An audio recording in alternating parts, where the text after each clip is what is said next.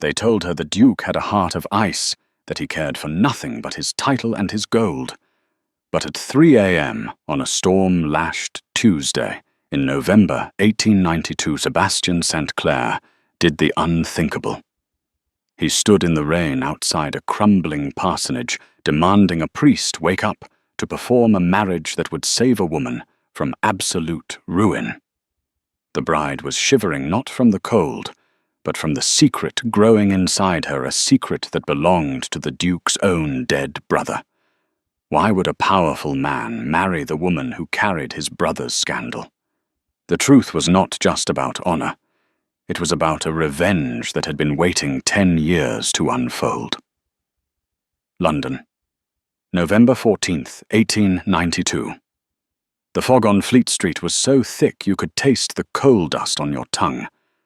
But inside the drawing room of the Cavendish residence, the air was suffocating for a different reason. Lady Clara Cavendish sat on the edge of the velvet chaise, her knuckles white as she gripped a crumpled letter. The ink was barely dry, or perhaps it was just smeared by the dampness of her shaking hands. "Dead," she whispered the word, feeling like a stone in her throat. "Arthur is dead." Her maid, a stout woman named Martha, who had raised Clara since her mother passed, paced the floorboards, wringing her apron. "Lord help us, Lady Clara. Lord help us. If the captain is gone, then what becomes of—" She trailed off, her eyes darting to Clara's stomach.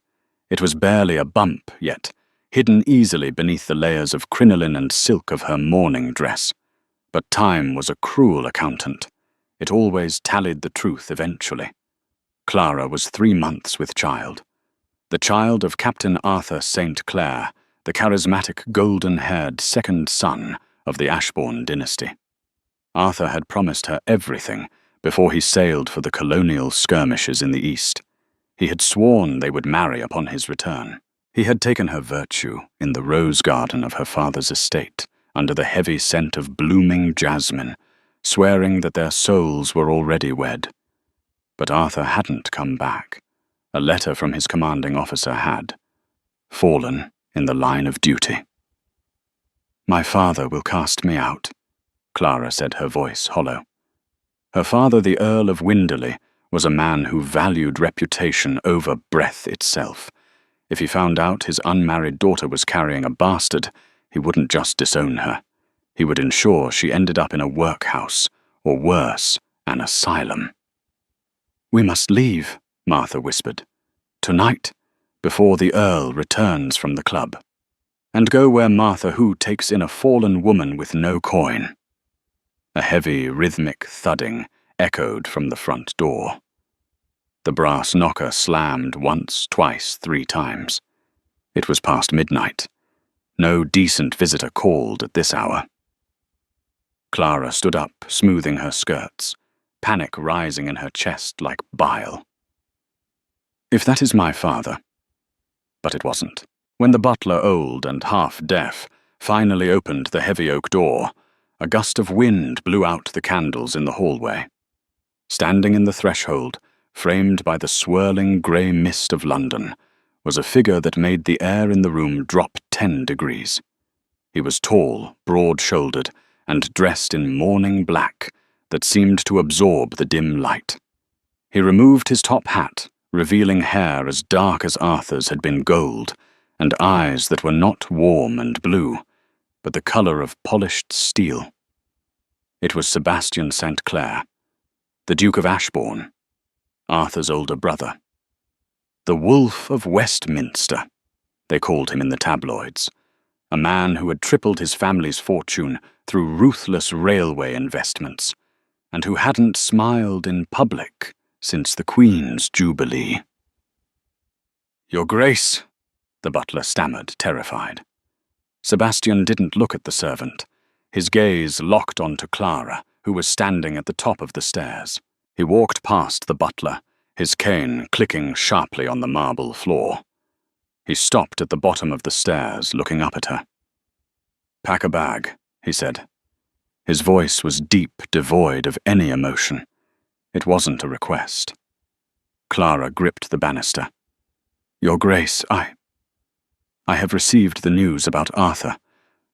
I am devastated.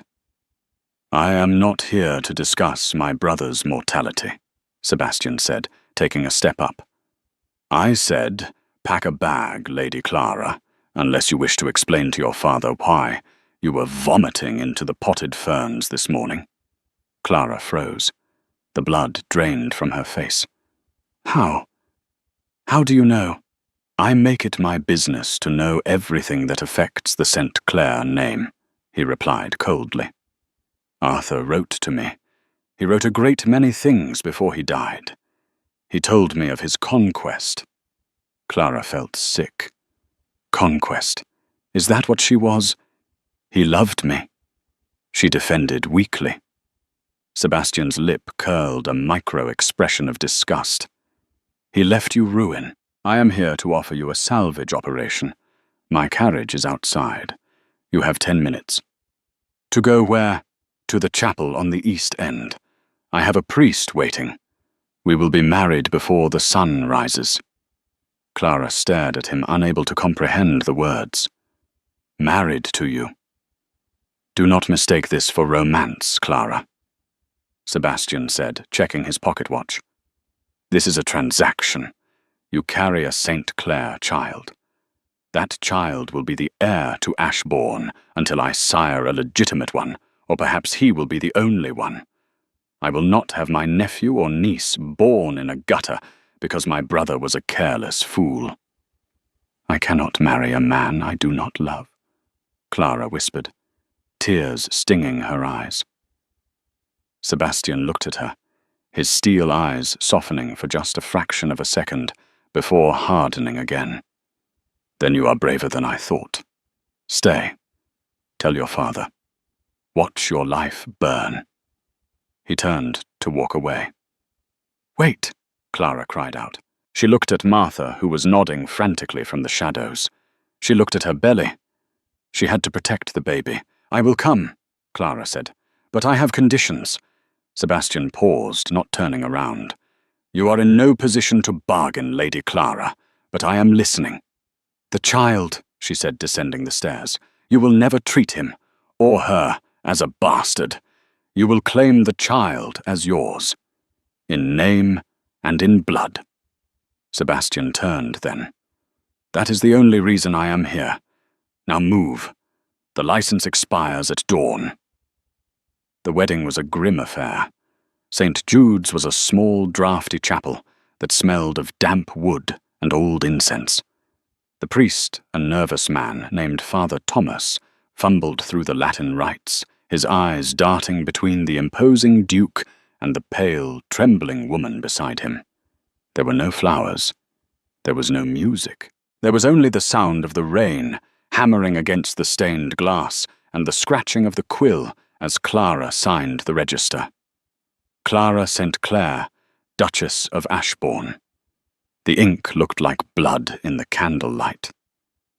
As they exited the chapel, the first grey streaks of dawn were cutting through the London fog. Sebastian helped her into his carriage, his grip on her elbow firm but impersonal, like he was handling a piece of expensive luggage. They sat opposite each other as the carriage lurched forward, heading north toward the Ashbourne country estate. The silence was heavy, thick with unspoken accusations. Why? Clara finally asked, breaking the quiet. She pulled her shawl tighter. You hated Arthur. Everyone knew it. You hadn't spoken in years. Why save his child? Sebastian stared out the window, watching the city give way to the muddy roads of the countryside. I did not hate Arthur, he said quietly. I knew him. There is a difference. He was a hero. Clara snapped her grief, making her bold. He died, fighting for the crown. Sebastian turned his gaze to her. It was intense dissecting. Arthur died in a duel over a game of cards in Bombay, Clara. The line of duty story was something I purchased from the War Office for £5,000 to spare my mother the shame. The air left Clara's lungs. You lie. I have the report in my study at Blackwood Hall. You are welcome to read it." Sebastian leaned forward, his voice dropping. Arthur was charming, Clara. He was beautiful and golden, and he made people feel like they were the center of the universe. But he was reckless. He gambled away his inheritance at 20, and he gambled with people's hearts until the day he died. I am here to clean up his mess. Again.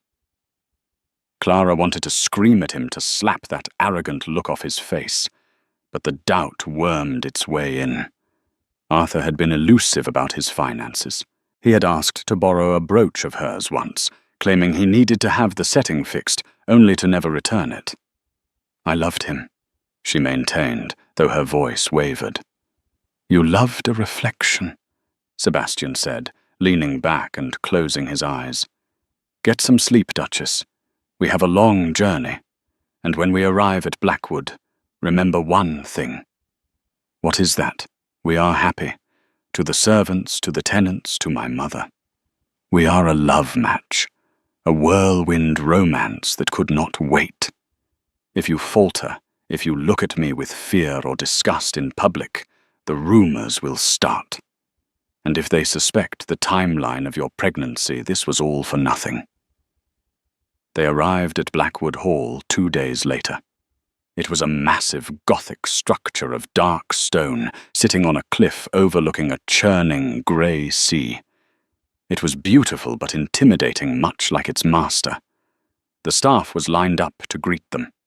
The housekeeper, Mrs. Higgins, looked at Clara with sharp, assessing eyes. "Welcome home, Your Grace," Mrs. Higgins said, curtsying. We're not expecting a mistress so soon." "Love waits for no schedule, Mrs. Higgins," Sebastian said, smoothly placing a hand on the small of Clara's back. The touch sent a jolt of electricity through her. It was warm, possessive. "Prepare the master suite. Her Grace is exhausted." "The master suite." Mrs. Higgins raised an eyebrow. "Together, Your Grace. We are married, are we not?" Sebastian's tone dared her to question him. Clara felt a flush rise to her cheeks. She hadn't thought of the sleeping arrangements. That night in the cavernous bedroom dominated by a 4-poster bed draped in heavy velvet. Clara stood by the fireplace, still in her traveling clothes. Sebastian entered from the dressing room, having removed his coat and cravat. He looked more human without the armor of his formal wear, but no less dangerous. "You can take the bed," he said, walking toward a chaise lounge near the window. He threw a blanket over it. You aren't sleeping in the bed?" Clara asked, surprised. "I gave you my name, Clara. I did not demand your body," Sebastian said, lying down on the chaise and turning his back to her. "I will not touch you. You are carrying my brother's child. I am not a monster." Clara stared at his broad back. For a man who claimed to be acting only out of duty, there was a strange, rigid honor in him. "Good night, Sebastian," she whispered. It was the first time she had used his given name. He didn't answer. But in the middle of the night, Clara woke up screaming. She was back in the rose garden, but the roses were dead, and Arthur was laughing at her, his face melting into a skull. She bolted upright, gasping for air, sweat drenching her nightgown. Before she could even catch her breath, Sebastian was there. He was kneeling by the bed, his hand gripping hers. "Clara," he said, his voice rough with sleep, but urgent. "Clara, breathe. You are safe." "He's dead," she sobbed, the reality crashing down on her again in the darkness. "He's really dead." Sebastian didn't pull away. He didn't offer empty platitudes. He simply held her hand, his thumb rubbing circles over her knuckles, grounding her in the present. "Yes," he said softly, "but you are alive. And so is the child." For the first time, Clara looked at him, and didn't see the cold Duke. She saw a man who was also grieving a man carrying a burden of secrets that was crushing him. "Why do you hate yourself so much?" she whispered. Sebastian stiffened. He pulled his hand away as if burned, and stood up, retreating into the shadows. "Go to sleep, Clara. Tomorrow, the Dowager Duchess arrives. And if you think I am cold, wait until you meet my mother." The Dowager Duchess, Beatrice St. Clair, did not arrive quietly. She arrived like a siege engine. 3 days after Clara and Sebastian had settled into the uneasy rhythm of their life at Blackwood Hall, the sound of carriage wheels crunching over the gravel driveway shattered the morning calm. Clara was in the library trying to distract herself with a book of poetry she couldn't focus on. Sebastian was at his desk reviewing ledgers. When the carriage was announced, his pen stopped mid-stroke. A muscle in his jaw twitched. "She is early," he muttered, closing the ledger with a snap.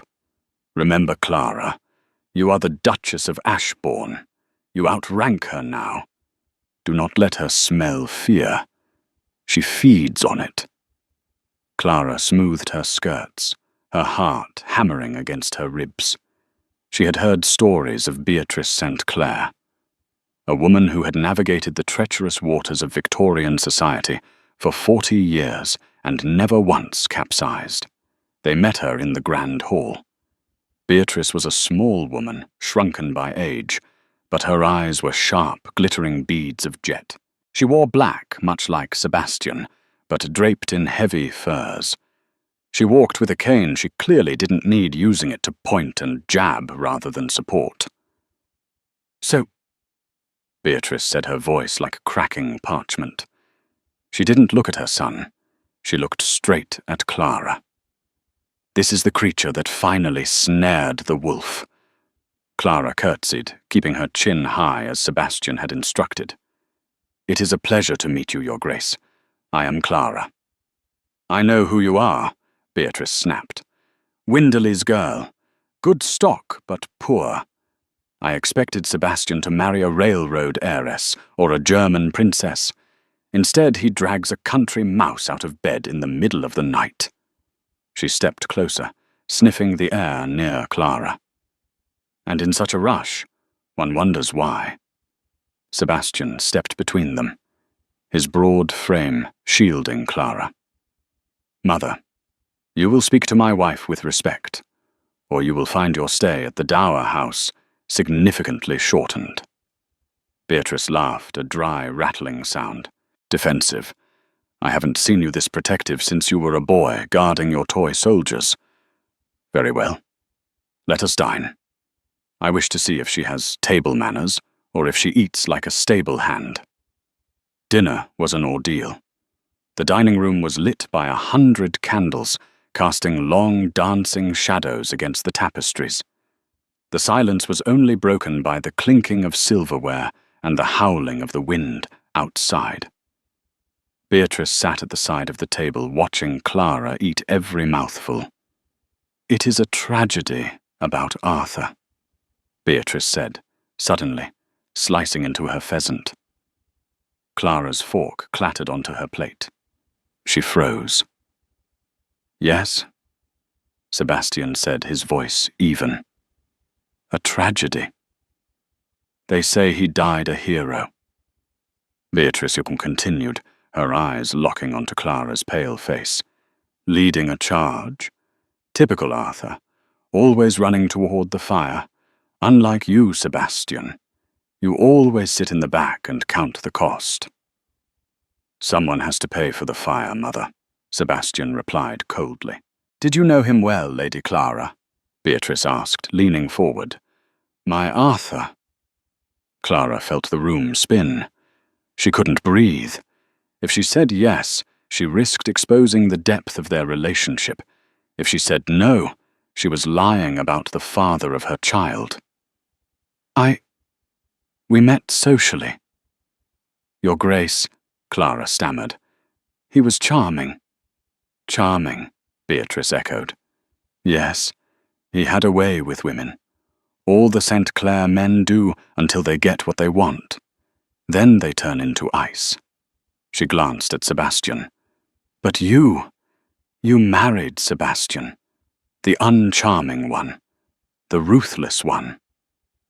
"I married a good man," Clara said, surprised by the strength in her own voice. She looked at Sebastian. "A man who does what is right, regardless of the cost." Sebastian looked up from his wine, genuine surprise flashing in his steel eyes. Beatrice narrowed her eyes. "Touching, truly. But tell me, Clara, why are you not drinking your wine?" Clara's hand went to her stomach instinctively. I have a headache, Your Grace." "A headache?" Beatrice smirked. "Or is it a delicate condition? You look pale, and I noticed you had the maid bring ginger tea to your room this morning. I have eyes everywhere, girl." The air in the room vanished. Sebastian gripped the edge of the table, his knuckles white. "If you are insinuating something, Mother, I am insinuating that the timeline is convenient," Beatrice hissed. "A midnight marriage, a sudden retreat to the country, a pale bride refusing wine. If I didn't know better, Sebastian, I'd say you were covering up a scandal. Is she pregnant? And if she is, whose is it? You've only been married 3 days. Clara felt tears prick her eyes. The shame was a hot brand on her chest. Sebastian stood up. The chair screeched against the floor. "Yes?" he announced, his voice booming through the hall. "She is with child," Clara gasped. Beatrice's mouth dropped open.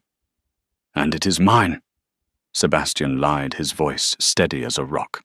"We have been intimate for months. I compromised her honor in London. I did the honorable thing and married her before the scandal could break. Are you satisfied, Mother? Or do you wish to discuss the specifics of my bedroom activities over dessert?" Beatrice stared at him, her face turning a shade of purple. The impropriety of his statement was shocking even for her. You animal," she whispered. But the suspicion in her eyes faded, replaced by disapproval. Disapproval was safe. Suspicion was dangerous. "We are leaving the table," Sebastian said, walking over to Clara and offering his hand. "My wife needs rest. The heir to Ashbourne needs rest." He led Clara out of the room, leaving his mother stunned in the candlelight. Once they were in the hallway out of earshot, Clara collapsed against the wall, trembling. "You told her," she whispered. "I told her a version of the truth she could understand." Sebastian said, his face grim. "If she thought it was Arthur's, she would destroy you to protect the family line. If she thinks it's mine, she will hate you for trapping me, but she will protect the child with her life. It is a St. Clair heir now." Clara looked up at him. "You took the shame on yourself. You let her think you... I don't care what she thinks of me." Sebastian cut her off. He looked tired. "I never have. Go to bed, Clara. The war is just beginning." November turned to December, bringing with it a bitter frost that coated the windows of Blackwood Hall in intricate patterns of ice. Clara's belly grew a small, firm curve that she could no longer hide beneath corsets. She and Sebastian lived a strange parallel existence. They were partners in deception allies, in a house that felt like a fortress. They ate breakfast together, discussing the estate, the tenants, and the weather, but never the past. Never Arthur. Yet Arthur was everywhere. Clara found herself drawn to the West Wing. It was the closed-off section of the house where Arthur had lived during his rare visits home. Sebastian had forbidden the servants from cleaning it, and he never went there himself. One afternoon, while Sebastian was meeting with the estate manager in the village, Clara took a heavy iron key she had found in a desk drawer and made her way to the West Wing. The corridor was cold, the air smelling of stale dust and old tobacco.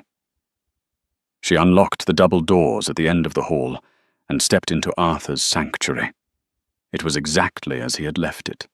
A velvet coat thrown over a chair, a half-finished game of chess.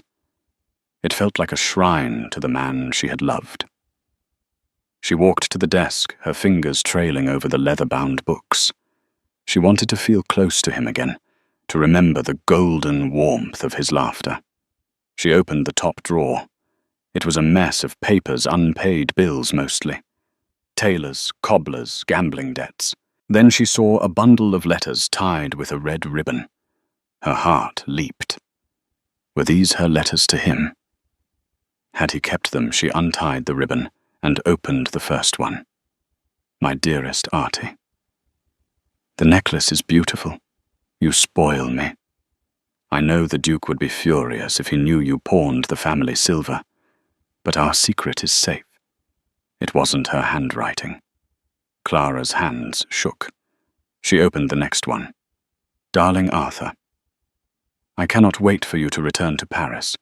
My husband suspects nothing. Bring more gold next time. And another. To Captain St. Clair. Regarding the matter of the pregnancy of Miss Sarah Jenkins, silence can be purchased for £500. Clara dropped the letters.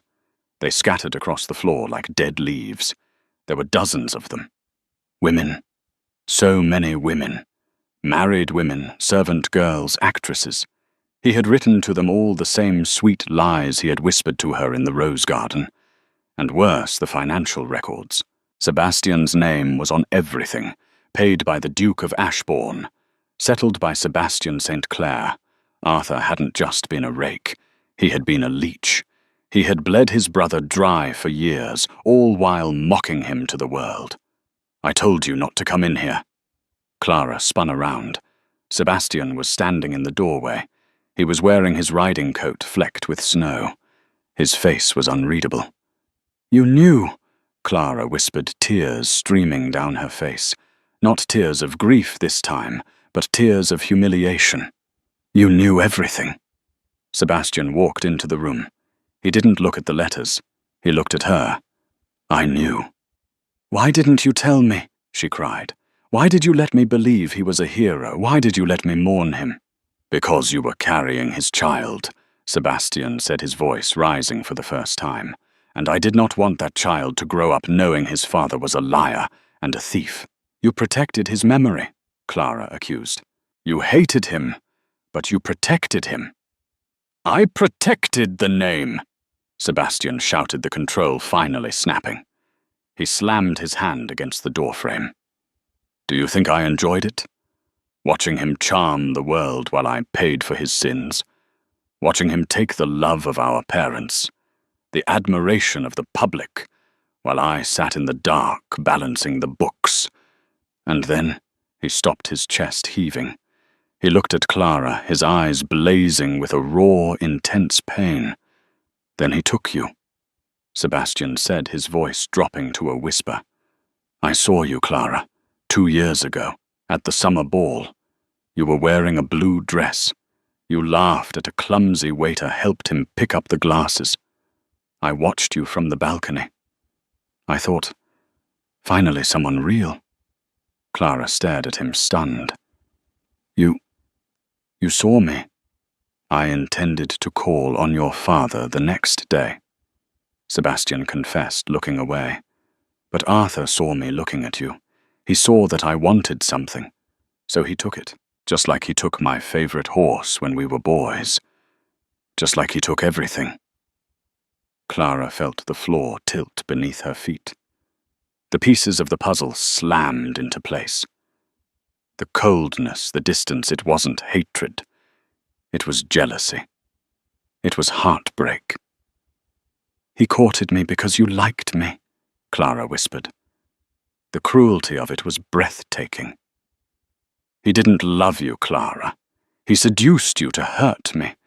And when he got bored or when the war called, he left. He never intended to come back for you.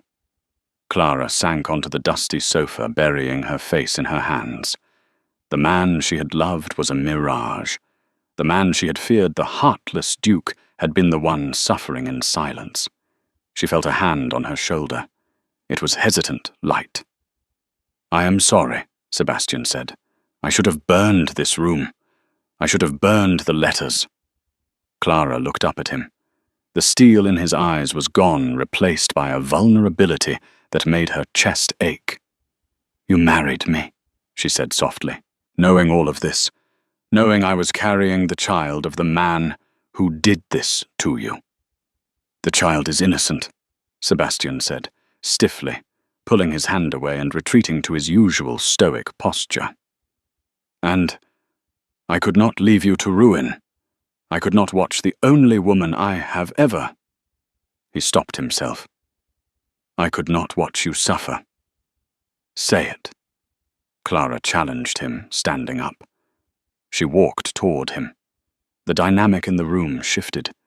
She was no longer the victim. She was the seeker of truth. "Say it, Sebastian." He looked at her, his jaw locked tight. "I could not watch the woman I love be destroyed by my brother's ghost." The confession hung in the cold air. Clara reached out and took his hand. His skin was rough cold from the ride, but his grip was solid. "He is dead, Sebastian," she said firmly. "Arthur is dead. His lies are dead." She placed his hand on her stomach. The baby kicked a small, sudden flutter. Sebastian flinched, his eyes widening. "But this," Clara said, holding his hand there, "this is life, and you are the one who saved it. You are the father this child will know. Not him. You." Sebastian stared at her hand on his, then at her face. For a moment he looked like he might kiss her. The distance between them closed. The air crackled with a tension that was entirely new. Not fear, not anger, but desire. But then the bell in the hallway tolled loudly. "Your Grace," it was Mrs. Higgins shouting from the bottom of the stairs. "Your Grace, come quickly. It's the tenants. The river has burst its banks." Sebastian pulled away the mask of the Duke, slamming back into place. "I must go." "I'm coming with you," Clara said. "No, it's dangerous. The flood waters." "I am the Duchess of Ashbourne," Clara said, echoing his words from days ago. "This is my home, too. I will not sit in the dark while you save it." Sebastian looked at her with a new respect. He nodded once. "Grab your cloak, and stay close to me." As they ran out into the storm, Clara realized something. She didn't just respect her husband. She was beginning to fall in love with him, and that terrified her more than any ghost in the West Wing. The storm that battered Blackwood Hall was historic. The locals would later call it the Great Flood of '92. But for Clara, it was the night the last barriers between her and Sebastian were washed away. The carriage could not make it down the flooded lane, so they rode horses. Clara, despite her condition, refused to stay behind. She sat side-saddle on a steady mare, wrapped in oilskins, watching her husband command the chaos. The village of Hollow Creek sat in the valley, and the river had swallowed the main road. The cottages of the tenant farmers were knee-deep in freezing sludge.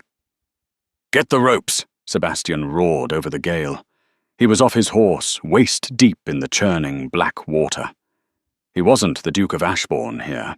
He was a man with the strength of an ox hauling a cart out of the mud to free a trapped family. Clara watched him, her heart in her throat. He worked tirelessly. His expensive coat ruined his hair, plastered to his skull. He moved the elderly to higher ground. He carried children on his shoulders. "Your Grace," a woman cried out. It was Mrs. Gable, the baker's wife. "My boy Thomas. He's in the loft. The water is rising too fast." The cottage she pointed to was groaning under the pressure of the current. The foundation was giving way. Before anyone could stop him, Sebastian grabbed an axe from a farmhand and waded toward the house. "Sebastian, no!" Clara screamed, sliding off her horse. Her boots sank into the mud. He didn't look back. He kicked the door open and disappeared inside. Seconds ticked by like hours. The roof of the cottage sagged. The chimney collapsed with a splash that sent a wave of muddy water rolling toward the onlookers. "Sebastian," Clara shrieked, running forward. The estate manager, Mr. Henderson, held her back. "No, Your Grace, it's too dangerous." Just as the structure gave a final sickening crack, Sebastian emerged from the side window. He was clutching a 6-year-old boy to his chest. He waded through the debris, shielding the child with his own body, as a wooden beam crashed down where he had stood a second before. He handed the boy to his sobbing mother and collapsed onto the muddy bank, gasping for air. Clara broke free from Henderson and fell to her knees beside him. She didn't care about the mud ruining her velvet dress. She didn't care about the eyes of the tenants. "You idiot!" she sobbed, wiping the mud from his face with her bare hands. "You brave, stupid idiot!" Sebastian looked up at her, his chest heaving.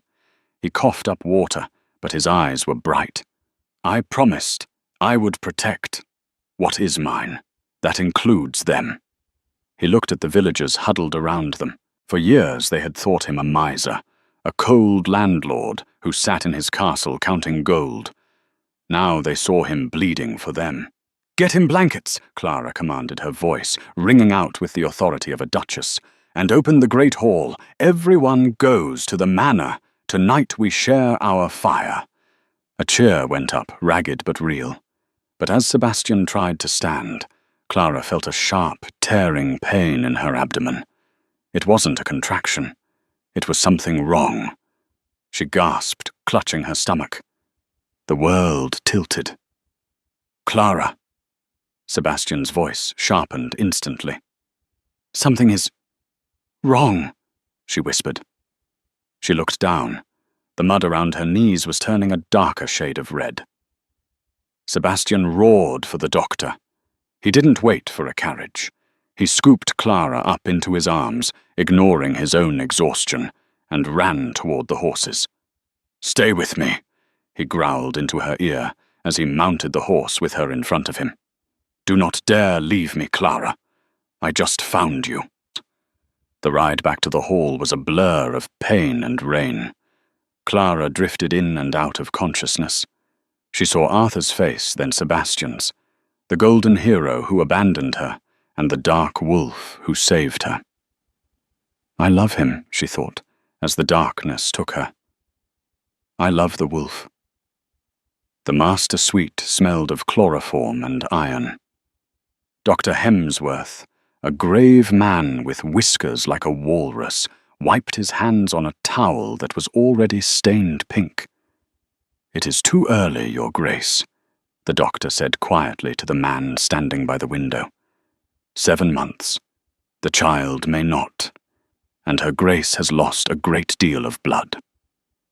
Sebastian stood like a statue. He had changed out of his wet clothes, but he felt cold to his very marrow. "Save them," Sebastian said. His voice was a terrifying void. "If you let them die, Doctor, do not expect to leave this county. We are doing everything." A scream from the bed cut him off. It was a raw animal sound of agony. Sebastian broke. He crossed the room in 3 strides and knelt by the bed. Beatrice, who had been sitting in the corner praying with a rosary, stood up to stop him. "This is no place for men, Sebastian," she hissed. "Get out of my way, mother," Sebastian snarled. He took Clara's hand. It was limp and cold.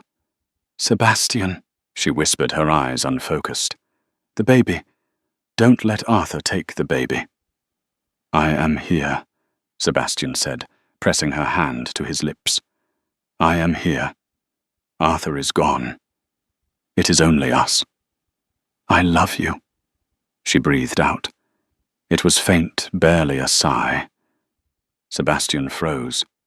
His heart hammered against his ribs like a trapped bird. "Clara." "Push, Your Grace. You must push," the midwife shouted. The next hour was a blur of terror. And then silence. No cry. No scream. Just the howling of the wind outside. Sebastian stared at the small purple bundle in the doctor's hands. It was so small. Is it? Sebastian couldn't finish the word. The doctor turned the infant over and rubbed its back vigorously with a rough cloth. Come on, lad. Fight! A second passed, then 10. Sebastian felt Clara's hand slip from his. She was fading. Clara, stay, he commanded, panic rising. Then a sound, a thin, mewling cry, like a kitten but growing stronger. It turned into a wail. He lives, the midwife wept. It's a boy. Sebastian slumped against the bed frame, tears finally spilling over his cheeks. He looked at Clara. Her eyes fluttered open at the sound of the cry. He lives, Sebastian repeated to her. We have a son. They named him Leo. Leo Arthur St. Clair. The middle name was Clara's insistence, a way to bury the ghost by acknowledging it. But the first name was for the courage of the man who raised him. Recovery was slow. For weeks, Clara was confined to bed, and Leo was kept in a warm incubator near the fire. But by the spring of 1893, life at Blackwood Hall had transformed. The gloom had lifted. The nursery was filled with light. Sebastian, the man who supposedly cared for nothing but ledgers, was frequently found sitting in the rocking chair, holding the tiny infant against his chest, reading aloud reports from the House of Lords as if they were fairy tales. One evening in late March, Clara was sitting by the fire in the drawing room. She was fully recovered, her cheeks rosy again. Sebastian was pouring brandy.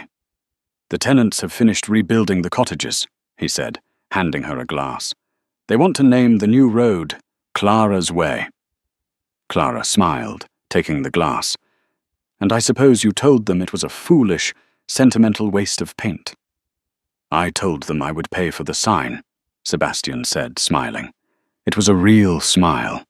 It reached his eyes. He sat down next to her on the sofa. He reached out and touched her cheek. You said something, he murmured, his voice low. That night, during the fever. Clara's heart skipped a beat. I said many things. You said you loved me. Clara looked into his steel eyes. There was no point in hiding any more. The ghost of Arthur had been exorcised by the reality of the life they had built. I do, she whispered.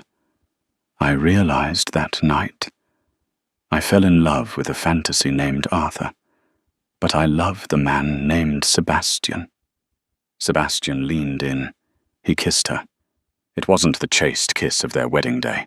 It was deep, hungry, and filled with a possessive fire that made Clara's toes curl.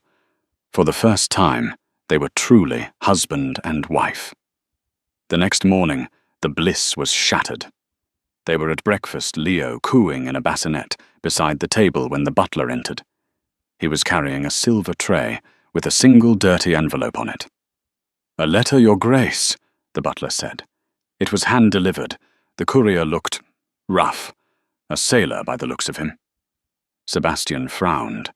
He picked up the envelope. It had no stamp, just a name scrawled in charcoal. The Duke. Sebastian opened it. Clara watched his face. She saw the blood drain from it instantly. The color of ash returned. Sebastian, she asked, fear spiking in her chest. What is it? He didn't speak. He just let the paper fall to the table. Clara reached for it. The handwriting was shaky, as if written by a man with a fever or a trembling hand. But the loops of the L and the S were unmistakable. Brother. The reports of my death were greatly exaggerated. A debt collector's bullet missed the heart, but the fever took my memory for a time. I am in Liverpool. I have no money, but I have my name. And I hear I have a wife and a son. I am coming home to claim what is mine. Arthur. Clara dropped the letter. She looked at Sebastian. He stood up, the chair crashing backward. The wolf was back. But this time, he wasn't fighting for money or reputation. "He knows," Sebastian whispered, his hands curling into fists. "He knows about the child." "He can't take him," Clara cried, grabbing the bassinet. "He's dead. Legally, he is dead. Legally, he is the father," Sebastian said, his voice terrifyingly calm. "If he returns, if he proves he is alive, our marriage is void. You are still his. And Leo is his heir." He looked at Clara, and the despair in his eyes broke her heart. "I won't let him," Sebastian vowed. "I will kill him first." The news of Arthur St. Clair's resurrection hit Blackwood Hall like a cannonball through the roof. The fragile joy of spring vanished, replaced by a siege mentality that was colder and darker than any winter storm.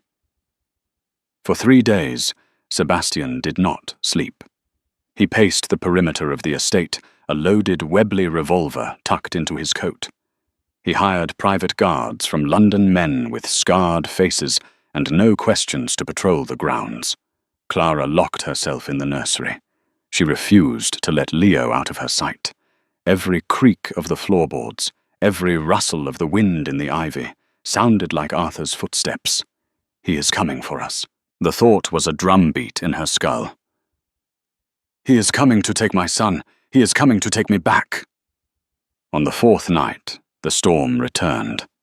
It was fitting.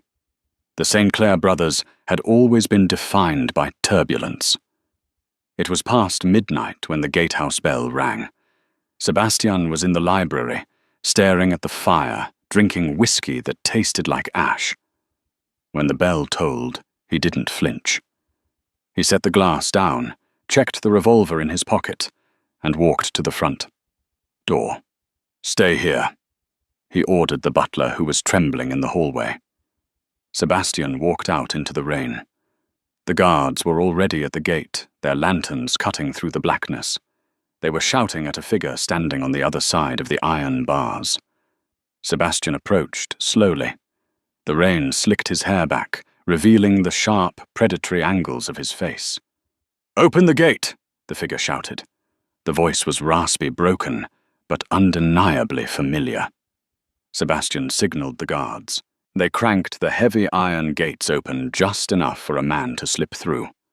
Arthur St. Clair stepped onto the gravel. He was a ruin of a man. His golden hair was matted and grey at the temples.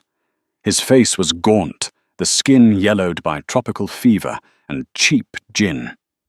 He wore a tattered sailor's coat that smelled of bilge water and rot.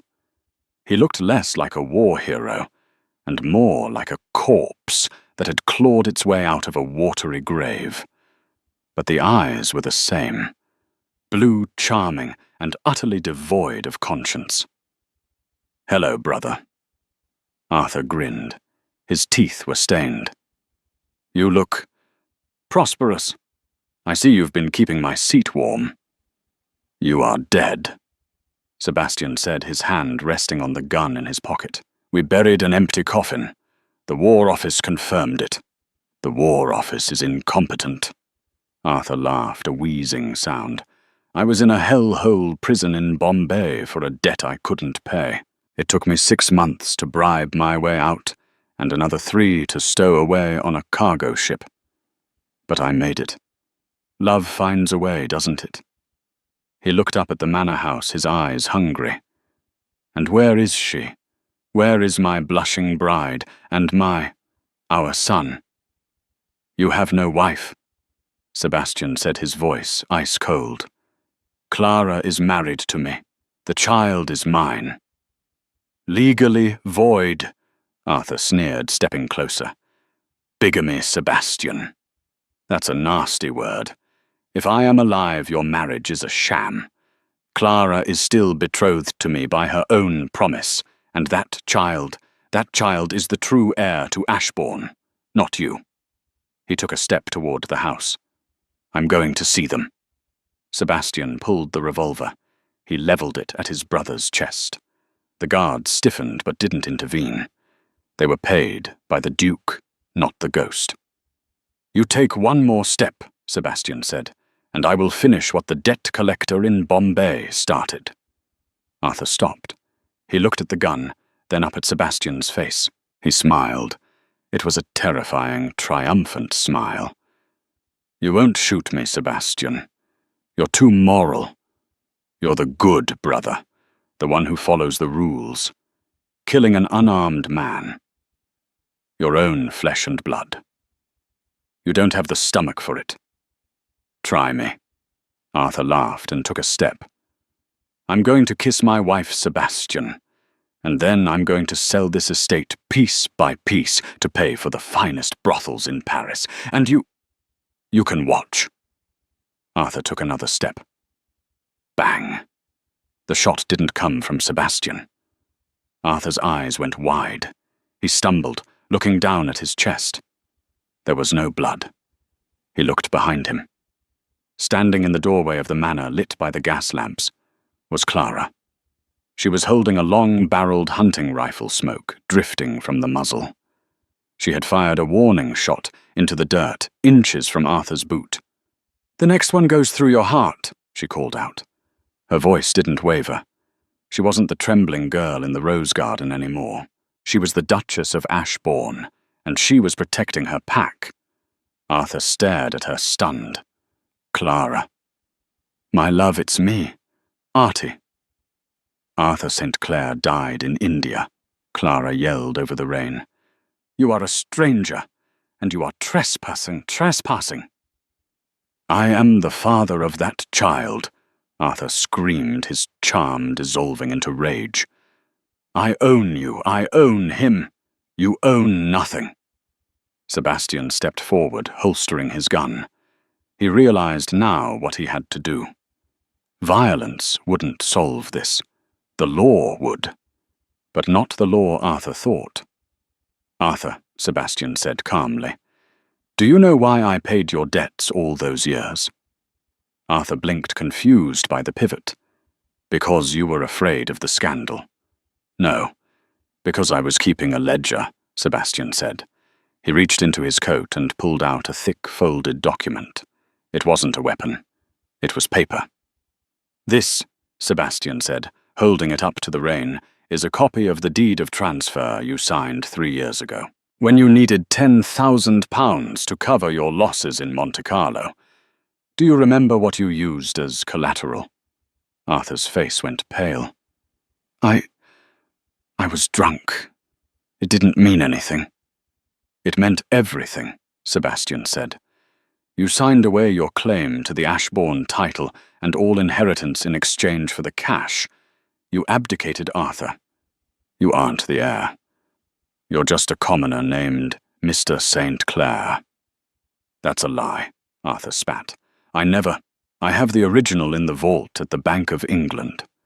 Sebastian lied smoothly. He didn't have such a document. He had paid the debts, yes, but Arthur had never signed away his title. But Sebastian knew his brother. Arthur was a coward and a fool who didn't remember half of what he signed when he was drunk. "If you walk into a court of law to claim Clara," Sebastian continued, pressing the bluff, "I will produce this document. You will be destitute. You will have no title, no money. And I will sue you for the back payments of every penny I've given you. You will rot in debtor's prison for the rest of your miserable life." Arthur stared at him. The rain ran down his face like sweat. He looked at the document in Sebastian's hand. He looked at the rifle in Clara's hands. He did the math. 10,000, Arthur croaked. "What?" "Give me £10,000, Arthur said, his voice shaking. "Cash, tonight, and I leave.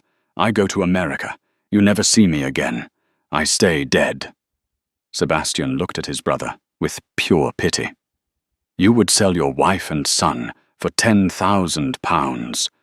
"I never wanted a wife," Arthur sneered. "I wanted the dowry, and the brat.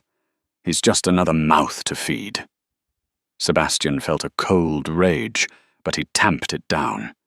This was a transaction. 5,000, Sebastian said, and a ticket on the first steamer to New York. If you ever set foot on English soil again, I will kill you myself, and I won't use a lawyer. Arthur hesitated, then spat on the ground. Done. Give me the money. Sebastian signaled to the butler. Fetch the safe box. 10 minutes later, Arthur St. Clair vanished into the rainy night, clutching a bag of gold coins. He didn't look back at the woman he had ruined, or the brother he had tormented. He just ran toward the darkness, a ghost exorcised by greed. Sebastian stood in the rain until the sound of Arthur's footsteps faded entirely. He turned and walked back to the house. Clara was still standing there, the rifle lowered, her body shaking. He took the weapon from her hands and handed it to a guard. Then he pulled her into his arms. They collapsed together onto the floor of the entryway, wet, exhausted, and finally truly safe. He's gone, Clara whispered into his wet coat. He was never really here, Sebastian said fiercely. He was just a bad dream. It's over. 5 years later.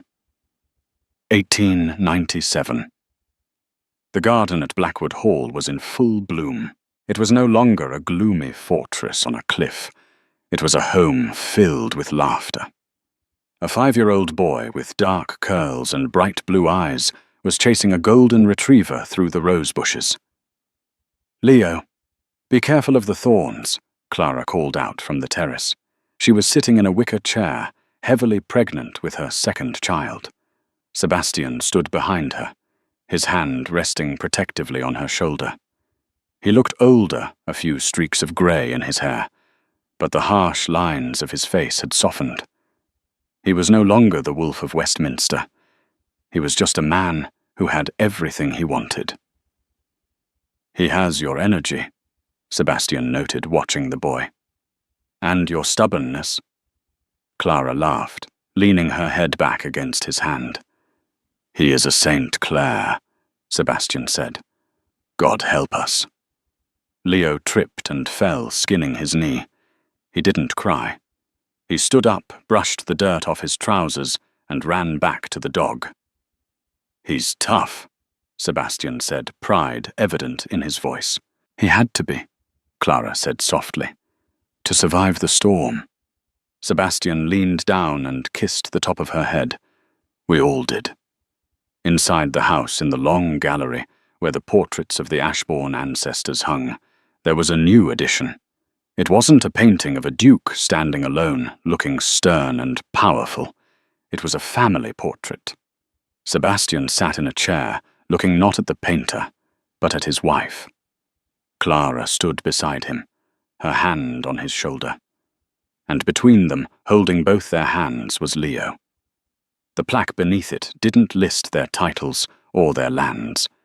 It simply read, Sebastian and Clara St. Clair, and their son, Leo. Love is the only legacy that matters. And in the corner of the frame, hidden in the shadows of the painted background, was a small detail the artist had included at Clara's request. A single withered yellow rose, a symbol of a past that was dead, and a reminder that even from the decay of a lie, the truth can bloom. And that is the story of the Duchess, who was married before dawn. Sebastian St. Clair kept his promise. He never told Leo the truth about his biological father. Arthur died alone in a bar fight in New Orleans, 3 years later, unmourned and unnamed. But at Blackwood Hall, love didn't just survive. It conquered. It turns out the heartless Duke had the biggest heart of all. He just needed the right woman to unlock it. What did you think of Sebastian's decision to pay off his brother? Was it weakness, or was it the ultimate act of love to protect his family? Let me know in the comments below. If you enjoyed this story of revenge, romance, and redemption, please hit that like button. It really helps the channel. And don't forget to subscribe and ring the bell so you never miss a daily dose of drama.